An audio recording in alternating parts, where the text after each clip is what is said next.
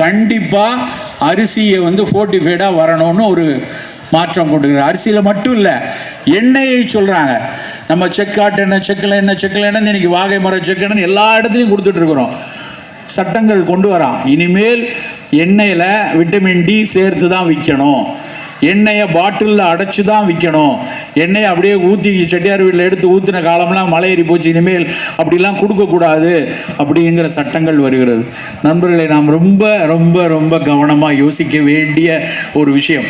அரிசி திருவிழா என்று, விதை திருவிழா என்று நம்ம போட்டிருக்கிறோம். ஒவ்வொரு திருவிழாக்களும் வெறுமன கொண்டாட்டங்களாக, கேளிக்கைகளாக எல்லோரும் கலர்ந்து நகர்ந்து செல்வதற்கான ஒரு விஷயமாக மட்டும் இருக்கக்கூடாது. அதுவும் வேணும் தான். விவசாயிகளுக்கான கொண்டாட்டம். அந்த பக்கம் குதிரை வண்டி ஓட்டிக்கிட்டு அங்கே பிள்ளைங்கள்லாம் ஜவாரி, அது மகிழ்ச்சியான விஷயம். அதில் கொடுக்கக்கூடிய அந்த சத்தம் கொடுக்கக்கூடிய மகிழ்ச்சி வேற எதுவும் கொடுத்துடாது. ஆனால் அது மட்டுமல்ல நம்முடைய இலக்கு. அதை தாண்டி இந்த விஷயத்தையும் சற்றே உற்று பார்க்க வேண்டும்.